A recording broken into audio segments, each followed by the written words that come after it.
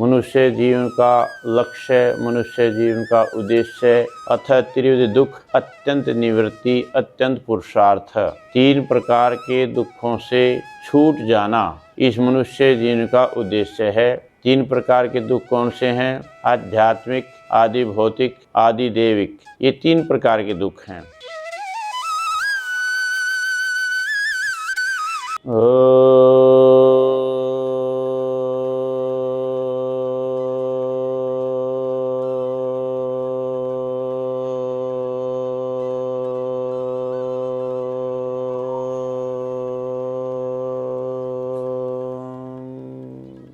स्वास्थ्य प्रेमी सज्जनों, मातृशक्ति परमपिता परमात्मा की अपार कृपा से हम सब इस शरीर को स्वस्थ और निरोग बनाने के लिए इस योग शिविर में उपस्थित हुए हैं। मनुष्य जीवन का लक्ष्य, मनुष्य जीवन का उद्देश्य इन संसार के 3 प्रकार के दुखों से अत्यंत छूट जाना ऋषियों ने बतलाया है। महर्षि कपिल आचार्य जी कहते हैं, अथ त्रिविध दुख, अत्यंत निवृत्ति, अत्यंत पुरुषार्थ। 3 प्रकार के दुखों से छूट जाना इस मनुष्य जीवन का उद्देश्य है। 3 प्रकार के दुख कौन से हैं? आध्यात्मिक, आदि भौतिक, आदि दैविक।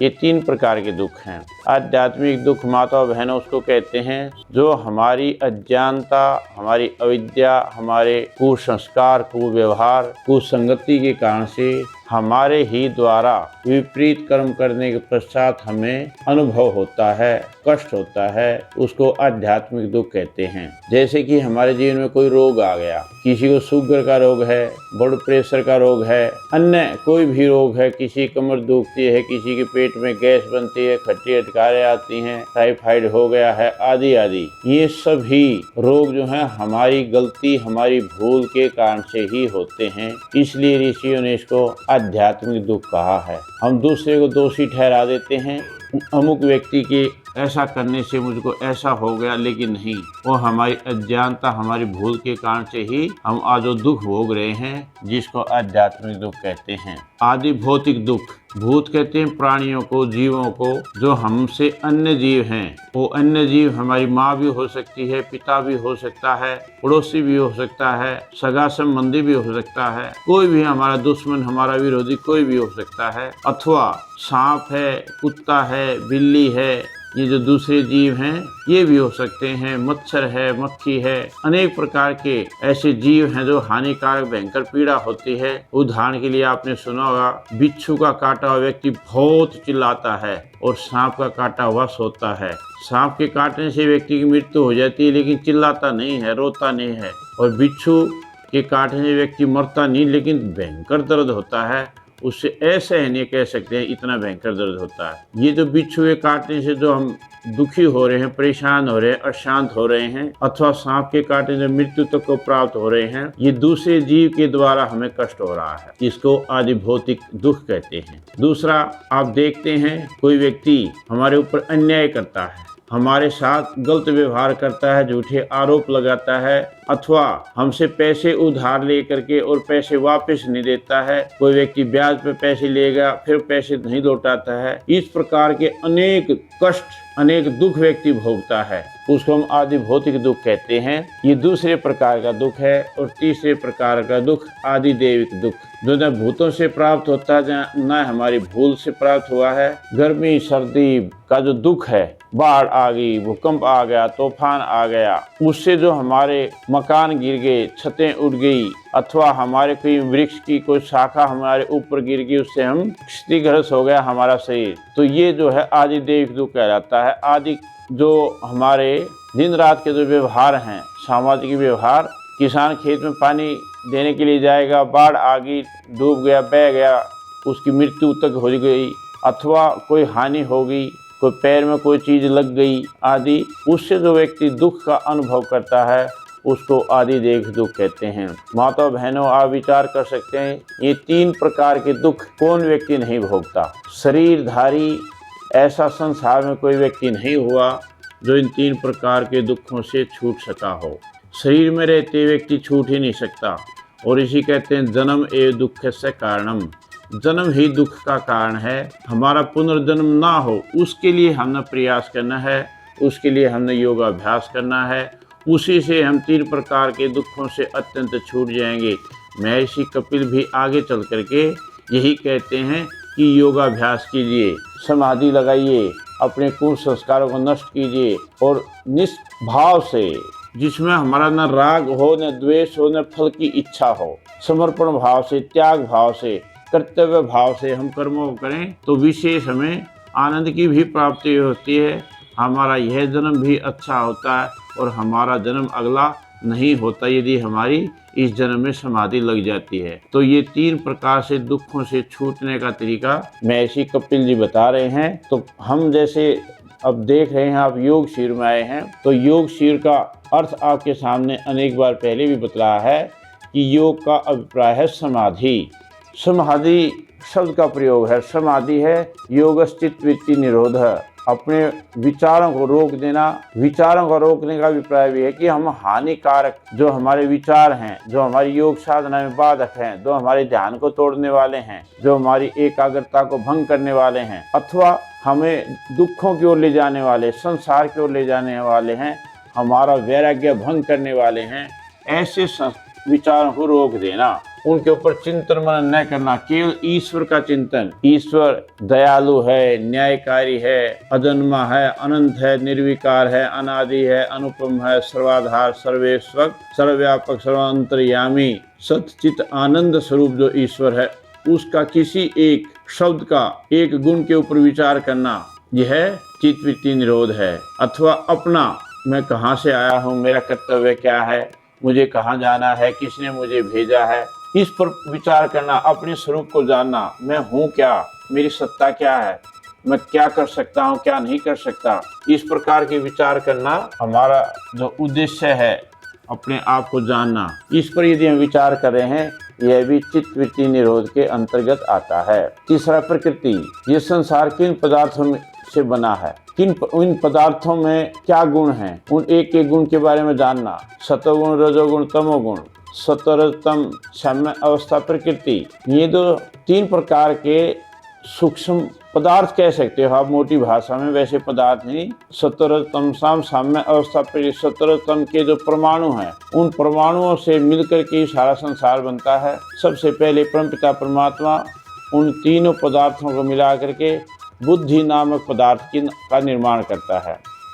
बुद्धि नामक पदार्थ के पश्चात अहंकार का निर्माण करता है और अहंकार के बाद मन का निर्माण करता है। 5 ज्ञानेंद्रियाँ, 5 कर्मेंद्रियाँ, 5 सूक्ष्म भूत, ये 18 तत्वों का निर्माण करता है, जिसको हम सूक्ष्म शरीर कहते हैं। यह जीवात्मा के साथ कितने लंबे समय तक चलता है, ऐसे सूक्ष्म पदार्थों से मिलकर के ईश्वर इसको का निर्माण करता है। जब सृष्टि उत्पन्न होती है, अर्थात सृष्टि को ईश्वर बनाता है, जिसकी अवधि 4 अरब 32 करोड़ वर्ष है, तो परमात्मा उस समय जीवात्मा को यह सूक्ष्म शरीर देता है और वह इस संसार में किसी भी रूप में, चाहे गाय के रूप में, चाहे मच्छर के रूप में, चाहे मनुष्य के रूप में शरीर धारण करता है। वह जब तक चलता रहता है। अब 4 अरब 32 करोड़ तक आप समय का विचार कर सकते हो, कितना लंबा समय है। हम कितने जन्म लेंगे, तब तक वह सूक्ष्म शरीर हमारे साथ रहेगा। वो कब तक रहता है, ये तो बीच में हमारा मोक्ष हो जाए। जिस जीव आत्मा का सांसारिक अवधि जो है उसके बीच में मोक्ष हो जाता है, तो उसका सूक्ष्म शरीर उससे छूट जाता है, उससे अलग हो जाता है और जीवात्मा अकेला एकाकी रहता है, अकेला विचरण करता है, परमात्मा के आनंद में रहता है। उसकी सत्ता और उसकी सामर्थ्य से वह जल में जा सकता है, आकाश में जा सकता है, अग्नि में जा सकता है, अभी जैसे आकाश गंगाओं में जा सकता है। केवल संकल्प मात्र से एक बार जीवात्मा संकल्प करेगा कि मुझे ये चाहिए, मुझे ये देखना है, मुझे ये आनंद लेना है, तो आनंद में तो हर समय रहता है, लेकिन उस वस्तु का आनंद, जैसे सागर में जाके मगरमच्छ को देखना है, उसके अंदर की क्रियाओं को देखना है, तो संकल्प करेंगे तो परमात्मा वही मगरमच्छ के शरीर में हमें भेज देगा, साथ में रहेगा परमात्मा भी, और वहाँ पर हम देखेंगे।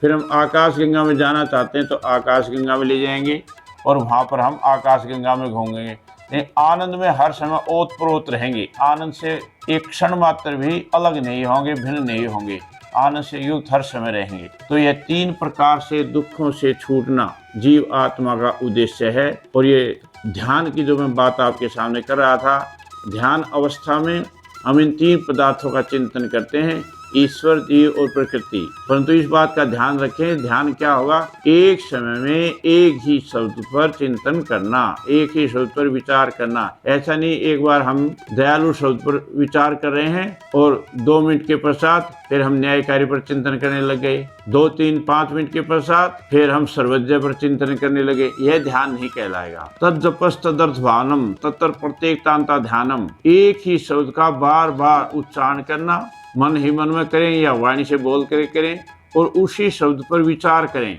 और सामने हम ईश्वर को प्रत्यक्ष रूप में ये माने कि ईश्वर मुझे देख रहा है, ईश्वर मुझे सुन रहा है, जान रहा है। मेरी प्रत्येक क्रिया ईश्वर के सामने हो रही है। जैसे बच्चे अध्ययन करते समय ये देखते हैं कि मेरी माता जी मेरे सामने बैठी हुई है अथवा मेरे गुरुजी मेरे सामने बैठे हुए हैं, जैसे माता जी की और गुरु की सत्ता को स्वीकार करके पढ़ते रहते हैं, ठीक इसी प्रकार से जब हम ध्यान करते हैं तो ईश्वर की सत्ता को हम अपने सम्मुख, अपने दाएं बाएं, ऊपर नीचे सब और उसको स्वीकार करके और फिर हम ध्यान करें। तो 3 पदार्थों का इस प्रकार से ध्यान किया जाता है। उसे हमारे को एक समय आएगा, तदेव अर्थमात्र निर्भाषम स्वरूप शून्य एवं समाधि। एक समय ऐसा आएगा जो हम धारणा बना के ध्यान कर रहे थे, वह ध्यान करते करते एक समय केवल न तो शब्द रहेगा न हम रहेंगे, केवल ईश्वर रहेगा, और उस शब्द का जो अर्थ है वो वस्तु हमारे सामने रहेगी। इसको समाधि कहते हैं। समाधि अवस्था में जैसे आपके सामने मैंने योग दर्शन का सूत्र बोला, तदेव अर्थमात्र निर्भाषम स्वरूप शून्य एवं समाधि। अपना स्वरूप शून्य जैसा हो जाता है। उस समाधि लगाने वाले जीवात्मा को कोई जानकारी नहीं रहती, मैं कहाँ बैठा हूँ, क्या कैसे मैंने कपड़े पहने हुए हैं, कौन सी दिशा में मेरा मुख है, कुछ नहीं, बस केवल ईश्वर। जैसे हमारे चारों तरफ वायु है, जैसे मछली के चारों तरफ जल है, ऐसे ही हम ईश्वर में बैठे हुए हैं। इंदर ईश्वर हमारे अंदर बाहर, ऊपर नीचे, दाएं बाएं सब और विद्यमान है। इस अवस्था में इसको ध्यान कहते हैं। इस ध्यान के द्वारा जब समाधि लग जाती है तो वह पदार्थ हमें साक्षात्कार होता है, अर्थात जो शाब्दिक ज्ञान हमने गुरु से सुना था, माँ से सुना था, पिता से सुना था, शब्दों में, शास्त्रों में पढ़ा था, जितने भी योग दर्शन में पढ़ा हो, चाहे न्याय में अथवा वेद में पढ़ा हो, अब वो पदार्थ हमें वास्तव रूप में वैसा ही दिखाई देता कि हाँ, हमारे को समझ में आता है ये पदार्थ ऐसा ही है। अब उसमें कोई कमी नहीं दिखाई देगी, वो हमें प्रत्यक्ष रूप से दिखाई देगा। जैसे कोई वस्तु हमारे सामने आ जाती है और वो हमारे को स्पष्ट रूप से दिखती है, ठीक समाधि अवस्था में भी हम ऐसे ही अपने स्वरूप को देख सकते हैं, ईश्वर को देख सकते हैं, इस प्रकृति के स्वरूप को देख सकते हैं। आंखें बंद करके सब कुछ हमें दिखाई देता है। एक मोटा सा उदाहरण देता हूँ आपको। कल्पना कीजिए कि हम यहाँ पर बैठे हुए समाधि लगाए हुए हैं और हम सूर्य के ऊपर समाधि लगाई हमने, तो सूर्य के अंदर जो अग्नि का जो गोला है, उसके अंदर जो विस्फोट हो रहा है, जो लगातार अग्नि धधक रही है, वो प्रत्यक्ष रूप से यही हमें आंखें बंद करके उसका सारा ज्ञान, इसमें क्या क्या नाइट्रोजन, हाइड्रोजन, क्या क्या इसमें पदार्थ हैं, कैसे वो जल रहे हैं, वो सब कुछ प्रत्यक्ष हो जाएगा। चंद्रमा पर, तारों पर यदि हम ध्यान करते हैं तो वहाँ के चंद्र तारलोक आदि का वो हमारे को ज्ञान हो जाता है। तो इसको समाधि कहते हैं और हमें ईश्वर की ओर ले जाने का एक ये मूल साधन है। इससे लाभ क्या होता है सज्जनों, माताओं, बहनों, जब हम इस अवस्था में समाधि लगाते हैं तो व्यक्ति के कुसंस्कार नष्ट हो जाते हैं। उसने अब तक जो कर्म किए थे वो कुसंस्कार नष्ट हो जाते हैं, दब जाते हैं, सुप्त अवस्था में पहुंचते हैं और वो हमारे को ध्यान अवस्था में, समाधि अवस्था में बाधित नहीं करते। आज हमारी समाधि लगी, कल फिर हम समाधि लगाएंगे तो वो संस्कार हमारे जन्म जन्मांतर के वो हमारे को बाधा नहीं पहुंचाएंगे और हम लंबे समय तक समाधि लगा सकते हैं। प्रारंभ में हम संप्रज्ञात समाधि लगाएंगे जिसमें हमें इन वस्तुओं का साक्षात्कार होता है और फिर धीरे धीरे परिपक्व अवस्था आते आते हम असंप्रज्ञात अवस्था में पहुंच जाते हैं, जिस समय परमपिता परमात्मा का आनंद हमें मिलता है। उस आनंद में ओतप्रोत हो जाते हैं, जिसके ऋषियों ने कहा रसो वैस है, वह परमपिता परमात्मा आनंद स्वरूप है। रसम ही लब्ध्वात्म आनंदिर भवति। उस ईश्वर के आनंद को लेकर के जीवात्मा भी आनंदित हो जाता है, आनंद नहीं होता। इस बात का ध्यान रखें।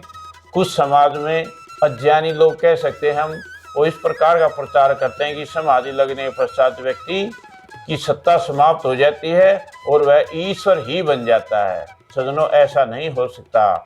एक मोटा सा उदाहरण देता हूँ आपके सामने।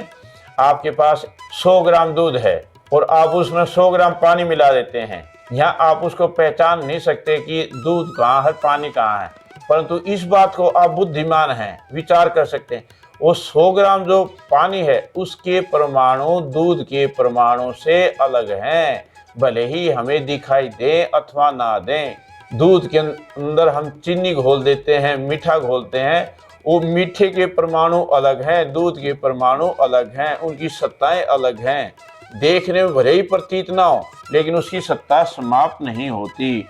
ठीक ऐसे ही जीवात्मा परमात्मा को जो प्राप्त हो जाता है वह आनंद लेता है, ईश्वर का आनंदी हो जाता है, परंतु आनंद नहीं बनता, अर्थात तो ईश्वर नहीं बनता। ये बहुत बड़ी अज्ञानता है। समाज में कुछ लोग कहते हैं जीवात्मा परमात्मा का अंश है। ये बहुत बड़ी भ्रांति है।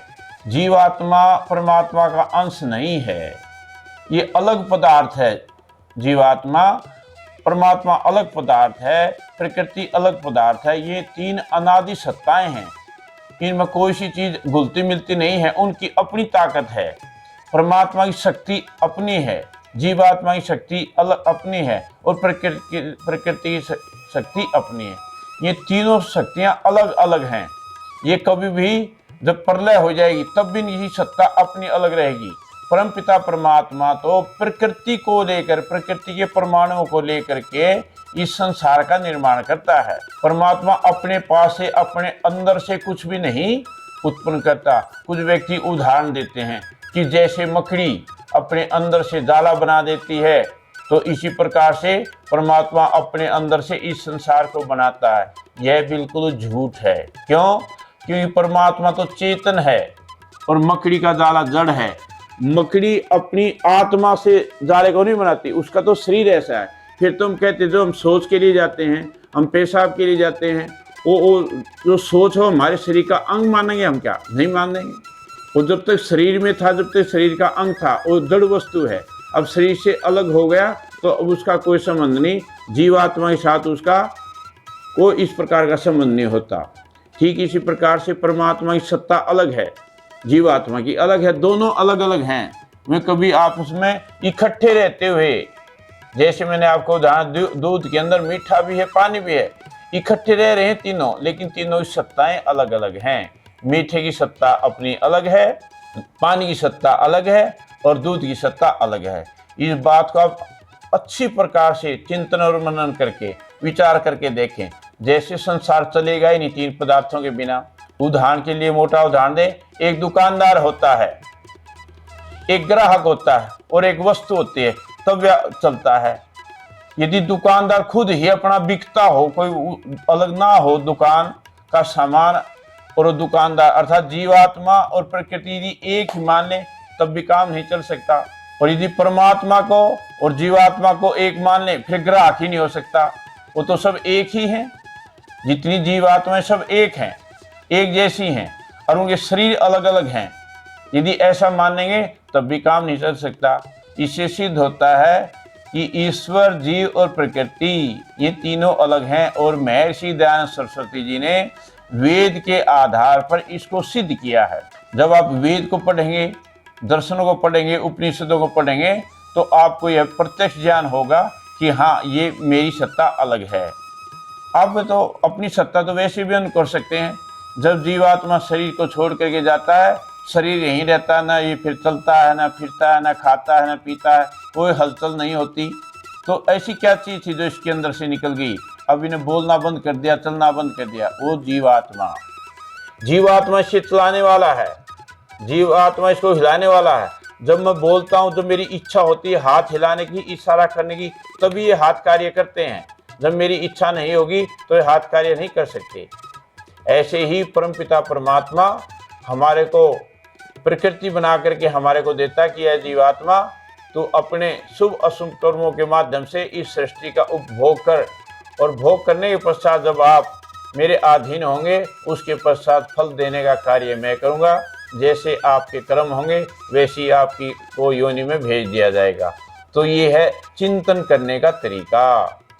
समाधि जब लगाते हैं तो समाधि अवस्था में हम इस प्रकार से चिंतन करते हैं एक एक पदार्थ का। ये हमारे लिए बहुत सुखद अनुभव है। समाधि काल में बैठ कर के व्यक्ति आनंद से ओतप्रोत होता है और उस आनंद को, उस समाधि को छोड़ना नहीं चाहता, परंतु इस शरीर का सामर्थ्य सीमित है। हम एक निश्चित समय तक इसमें बैठे रह सकते हैं, उसके पश्चात हमारे पैरों में दर्द हो जाएगा, कमर में दर्द हो जाएगा, हमें भूख लग जाएगी, हमें बाथरूम जाने की इच्छा होगी, आदि आदि। ये हमारे शरीर की कमजोरी है, न्यूनता है। हम न चाहते हुए भी उस समाधि अवस्था वो हमारी भंग हो जाती है और हमें उठना पड़ता है, परंतु जीवात्मा स्वाभाविक रूप से इसको, उस अवस्था को छोड़ना नहीं चाहता। तो हमने इस पर भी विचार करना चाहिए, चिंतन करना चाहिए। जब हम इस प्रकार का विचार और चिंतन करेंगे और हम सतोगुण का सुख लेंगे तो हमारी ईश्वर के प्रति, समाधि के प्रति, योग के प्रति रुचि जगेगी। योग के करने से हमारा शरीर स्वस्थ और निरोग रहता है। स्वस्थ शरीर में ही स्वस्थ आत्मा निवास करती है, स्वस्थ मन होता है। यदि हमारा शरीर रोगी है तो हमारा आत्मा और मन भी प्रसन्न नहीं होते, और जब ये प्रसन्न नहीं होते वो व्यक्ति स्वस्थ भी नहीं कहला। समदोषा समाग्नि से समधातु मलः क्रिय प्रसन्न आत्म इंद्रिय मन स्वस्थ इति विधीयते। ये श्लोक है। हमारे शरीर के अंदर जो जठराग्नि है वो सम हो, वो विषम ना हो। कई बार आपने अपने जीवन में देखा होगा, व्यक्ति ने भोजन किया है और भोजन करने के एक पश्चात फिर उसको भूख लग गई, तो ये अग्नि उसकी सम नहीं है, विषम अग्नि हो गई है। वो वायु शरीर के अंदर बढ़ जाती है और उसके बढ़ने से व्यक्ति को प्रतीत ऐसा होता है कि मुझे भूख लगी हुई होती है, लेकिन वो नकली भूख होती है। सम धातु हमारी जो रस, रक्त, मांस, मज्जा, अस्थि, ये जो धातुएं हैं, ये सम हो, विषम ना हो। विषम होने पर ही व्यक्ति को बुखार आता है, विषम होने पर ही व्यक्ति के शरीर में दर्द होता है, विषम होने पर ही उसको सिर दर्द होता है, उसको अनुभूति होती है कि मैं रोग मुझे हो गया है, मुझे पीड़ा हो रही है। पीड़ा की जो अनुभूति है वो धातुओं के विषम होने से ही होती है। और हमारे मल की क्रिया, रोजाना हमारा पेट साफ हो, वो तो समझ लेना हम स्वस्थ हैं। यदि रोजाना पेट साफ नहीं हो रहा है, मल की क्रिया ठीक नहीं है, बाथरूम ठीक नहीं आता है, तो समझ लेना कि हम रोगी हैं। बहुत से व्यक्ति आगे पूछते हैं कि मुझे बाथरूम बार बार रुक रुक करके आता, इच्छा तो होती है लेकिन बाथरूम नहीं आता, मुझे 2-2 3 दिन तक सोच नहीं आती, पेट साफ नहीं होता, मुझे सिर दर्द रहता है, मुझे चक्कर आते हैं, मुझे बीपी हो गया है, मुझे बीपी लो हो गया, आदि आदि कितनी समस्याएं हैं लोगों के सामने। उसका कारण क्या है? हमारा जो मल है उसका विसर्जन ठीक प्रकार से नहीं होता। निद्रा, ठीक प्रकार से जो व्यक्ति सोता नहीं, जो व्यक्ति नींद ठीक नहीं लेगा, वह व्यक्ति भी स्वस्थ नहीं रह सकता। इस शरीर को आवश्यकता है निद्रा की, जीवात्मा को निद्रा की आवश्यकता नहीं है, वो हर समय जागता रहता है, परंतु इस शरीर की एक अवस्था है, एक समय अवधि है। यदि हम ठीक प्रकार से नींद नहीं आ रही तो हम रोगी हो जाएंगे, रुग्ण हो जाएंगे, और इनको विकार हमारे शरीर में उत्पन्न हो जाएगा और वो विकार ही हमें आगे तंग करेगा। समदोषा समाग्निश्च समधातु मलः क्रिय प्रसन्न आत्म इंद्रिय मन, हमारा मन प्रसन्न हो, खुश हो, आनंदित हो। यानी घर में कोई बात हो गई और हम उसी बात को लेकर के और परेशान होते रहते हैं, चिंता से युक्त होते हैं और तनाव रहता है हमारे चेहरे के ऊपर, वो तनाव हमें भयंकर परेशान करता है। इसलिए हमने विचार करना चाहिए हर समय प्रसन्न रहें, हमारी आत्मा में भी प्रसन्नता हो। किसी ने हमारे पैसे नहीं दिए, कोई अनेक बाधाएं आएंगी, लेकिन हम उस पर विचार करें कि हमें किस प्रकार का कोई चिंता ना हो, चिंता मुक्त हो जाए। प्रसन्न आत्म इंद्रिय बनाए, हमारी इंद्रियां ठीक हों। यदि आँख में हमारी में कोई चीज़ डल गई, कोई तिनका डल गया और परेशान हो रहे हैं, हम चिल्ला रहे हैं, क्यों आँख से पानी आ रहा है, दर्द हो रहा है, तो हम शांत नहीं हो सकते। तो इंद्रियों अस्वस्थ होना, अथवा आँखों से हमें कम दिखाई दे रहा है, नासिका से हम गंध को नहीं सूंघ पा रहे हैं, नासिका के अंदर खुजली हो रही है, तो ये हम स्वस्थ के लक्षण नहीं है। हमारी इंद्रियां भी प्रसन्न हों, हमारी इंद्रियां भी स्वस्थ हों, मजबूत हों, रोग रहित हों, शक्तिशाली हों, तब हम वे मानेंगे कि ये व्यक्ति स्वस्थ है। यदि कहीं पर भी आंख में कोई चीज लगी, पैर में कांटा लग गया, पैर कहीं पर भी कोई पीड़ा है, तो व्यक्ति स्वस्थ नहीं है। हमारी इंद्रियों में कोई विकार ना हो, कान हमारे पूरा सुने, आंख हमारी पूरी देखे, नासिका पूरा सूंघने का काम करे, गंध का अनुभव कराए, और जीवा हमारी रचना का अनुभव कराए। कुछ व्यक्ति हमने ऐसे भी देखे हैं, उनकी जीवा की जो इंद्रिय है वो काम करना छोड़ देती है, और वो व्यक्ति कहता है अजी मुझे तो स्वाद का पता ही नहीं लगता। एक व्यक्ति ने कहा अगर मैं कितनी दुर्गंध में चला जाऊं, ना मुझे सुगंध आती है ना मुझे दुर्गंध आती है, तो समझ लेना वह व्यक्ति स्वस्थ नहीं है। ईश्वर के आनंद की भी अनुभूति वह कैसे कर पाएगा। इसलिए कुछ बातें हमने आपके सामने रखी, आप इन बातों पर विचार करिए, चिंतन कीजिए और अपने जीवन को शांत चित्त आनंदित बनाइए। इन्हीं शब्दों के साथ सभी का बहुत बहुत धन्यवाद। इति ओम शांति।